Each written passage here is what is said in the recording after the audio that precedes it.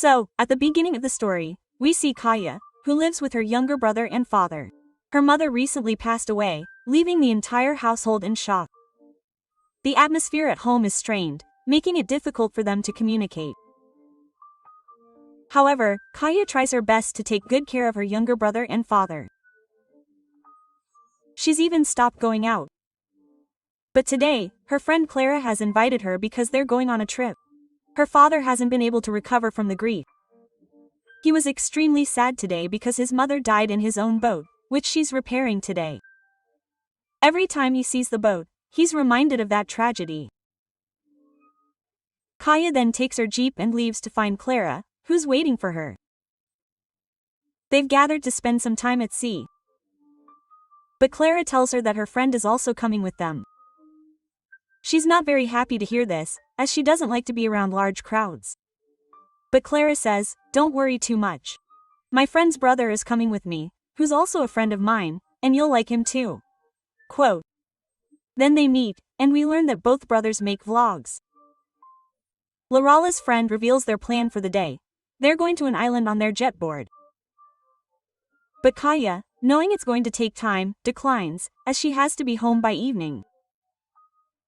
Lorala's other friend says, "We'll be back before sunset. The island isn't that far away, we only went a couple of days ago."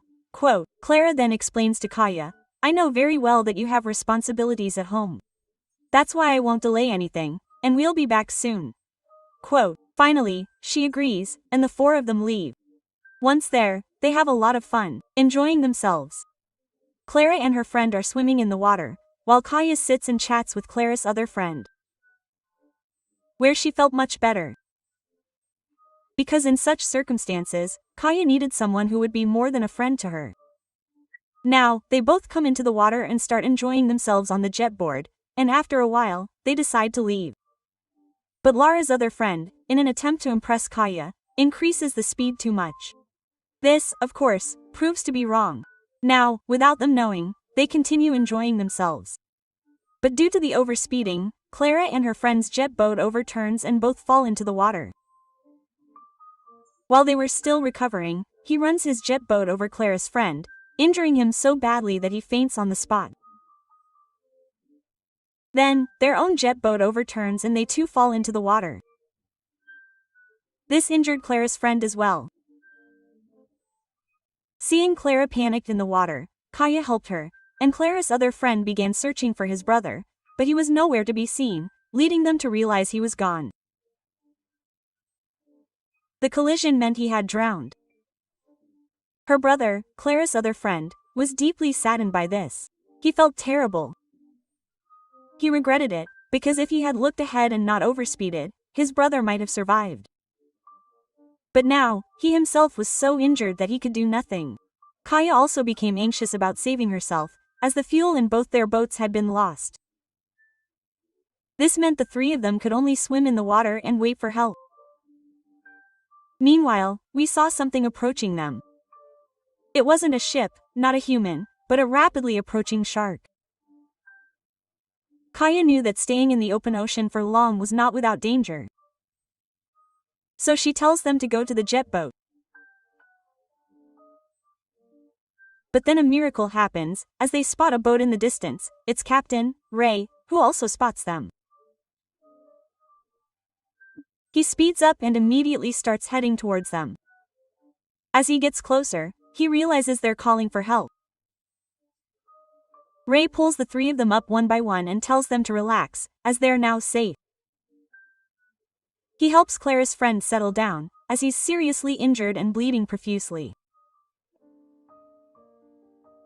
Clara goes inside to use the restroom, where Ray is also, and we notice that he's constantly looking at Kaya. When Clara doesn't return for a long time, Kaya goes inside to find out where she's gone. Meanwhile, she talks to Ray and stands there for a while, as if he were doing something important. She deliberately stands there, refusing to move. Ray is applying some chemical to cotton. Kaya thinks he might have made it for Clara's friend to clean her wounds. But moments later, he uses it on Kaya. He puts it in her mouth, making her inhale it, rendering her unconscious. This suggests that Ray isn't a good person. When Kaya faints, Ray locks her in a container at the back of the ship and locks it from above. However, he leaves Clara's friend there because perhaps she doesn't like boys or needs them. Perhaps because of her injury, when Kaya wakes up 2 hours later, she's terrified to find herself in such a place. Clara also regains consciousness after a while, terrified. She finds "help" written on a piece of wood, meaning someone was locked there before, who had written "help" for help. The entire place seemed like a chamber with only one exit, the upper one, which was currently locked. The mattress they were given had blood stains and the hair of many girls on it, which makes us understand that many girls have been imprisoned here before. Both of them become extremely frightened and wonder why they were brought here. I wish they had never come to this island. But what's the point of regretting now? What was to happen has happened. Now they have to figure out how to get out of here, because the more days they spend here, the more danger will increase. The next morning, Ray opens the upper door and gives them live, rotten fish to eat. But Kaya begs him, "Please let me go, because I have a younger brother who is alone at home and needs me."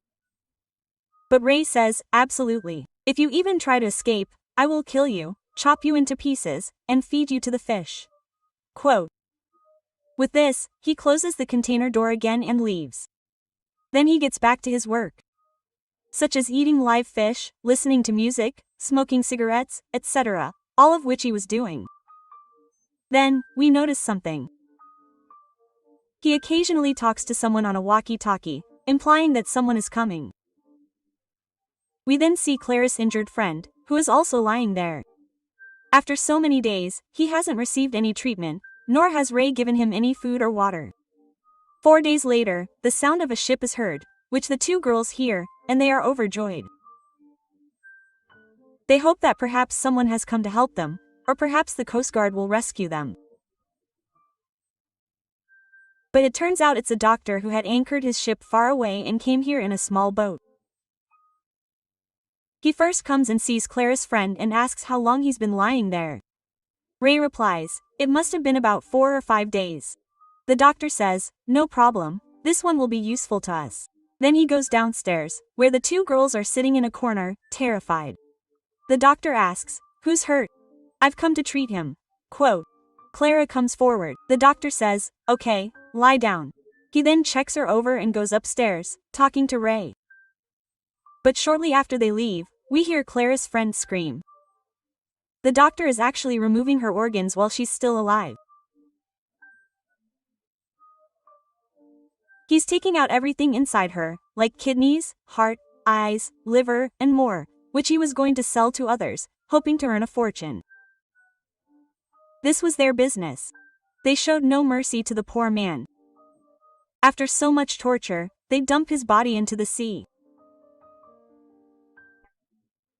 When her screams subsided, the two girls realized they had killed her. They also realized that the doctor who had come here was also up to no good. He was as crazy and dangerous as Ray, and that they were in cahoots. We then hear the doctor and Ray talking, in which the doctor says, "The other girl is injured, and we'll kill her here. I'll take the one who's fine with me. I have a wealthy client whose son needs a fresh, young kidney, which will fetch us a good sum of money." Quote. Ray agrees, because this is what he's been doing for years, rescuing people stranded at sea and then making money by selling their organs. After a while, he takes the doctor down again, and this time he tries to take Clara up. Although Kaya tries to stop them, Ray knocks her unconscious. They then take Clara up. When Kaya regains consciousness after several hours, she hears Clara's screams, implying she's still alive, which was true. They hadn't removed her organs yet. Therefore, whatever Kaya had to do, she had to do it very quickly. Meanwhile, she notices that there's a fan in the container, which was running during the day but has now been turned off. If she pushes it outward, the hole where the fan is installed will open. She then does just that. She starts pushing with all her might. Finally, the hole opens, and Kaya emerges from the hall and slowly climbs up. She sees the doctor begin his work, and Ray arrives. She then goes down to the engine room, where she finds a fishing arrow, used to attack and catch fish. Kaya picks it up, and after Ray leaves, she also comes up and points the arrow at the doctor. Seeing this, the doctor is astonished, as no other girl has ever dared to approach. Therefore, the doctor begins to seduce her. But then Kaya fires the arrow, which hits the doctor. He doesn't die, but he's only slightly injured, and now he attacks Kaya. But during this time, Kaya untied Clara's rope, unnoticed by the doctor. Taking advantage of this, Clara first freed herself and then stabbed the doctor in the neck with a knife. She stepped on it several times, ending the doctor's plot. After this, the two began searching for a way out. Until now, Ray was unaware of all this, which is why he hadn't come here. But Kaya knows that the doctor came here on a ship. So, to get there, they both jump into the water. When Ray comes up a little while later, everything is scattered around. Seeing this, he understands that something is definitely wrong. Then he sees the doctor's corpse. So he immediately goes up. But the doctor's small boat is still there, which makes him think that the girls are still in it. So he checks the small boat and the entire boat, but he can't see them anywhere. Then he goes up higher and turns on the searchlight. Then he realizes they're both underwater, heading towards the doctor's ship. So he immediately tries to start his boat, but it won't start. Going down to the engine room, he discovers someone has cut the engine's wires.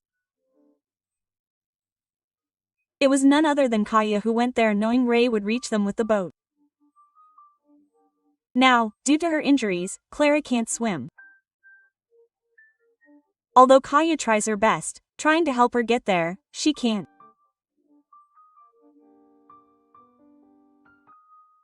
Seeing this, Kaya decides to go to the ship alone and find help. She quickly reaches the ship, but because she doesn't have the keys, she can't start it. She finds a radio, connects to the Coast Guard, and tells them, "I'm stranded. I don't have the keys." Quote. So they ask her to look for a device called a picker. But she doesn't find it anywhere, instead finding a flare. However, the Coast Guard said they wouldn't be able to find him without the picker because it acts as a tracking device, and finding it is difficult because it's so far away. So Kaya tries again, and this time she finds the picker. To activate it, she must throw it into the water to relay its location to them. But when she goes upstairs, she senses someone swimming up there on deck. She suspects it might be Ray, so she hides. A little while later, we see Ray on the ship too. Her suspicions were correct. Kaya goes down to Jim Doctor's bedroom, where she sees photos of his family. Kaya thinks that although he has 2 daughters of his own, he was so obsessed with money that he was ruining the lives of others without even feeling pity for them. Meanwhile, when she surfaced, Ray grabbed her and stabbed her in the stomach, causing Kaya to collapse. However, she controlled Ray and tried to make it seem like she wanted to embrace him. As soon as he approached, she fired a flare into his face, causing him to writhe in agony and collapse. Maya, also injured, dragged herself closer to shore, writhing in pain. She tried to throw Picard into the water, but she got stuck there and soon fell unconscious. But life must be lived. Regardless, the waves rocked the ship throughout the night, causing Picard to slip into the water, activating the ship's location. In the morning, a Coast Guard boat arrived, rescuing Kaya. They also found Ray's body there. Just as they were about to leave, they spotted Clara floating in the ocean, still alive. They immediately brought her up. But both of them were inconsolable, crying profusely because they never imagined this would happen to them. Everything was over, but what about Kaya, who was still recovering from the shock of her mother's death? So how could they recover from this? The 2 friends were brought back to shore safely. They smiled at each other, expressed gratitude for their lives, and vowed to avoid such places in the future. The film's story ends with this.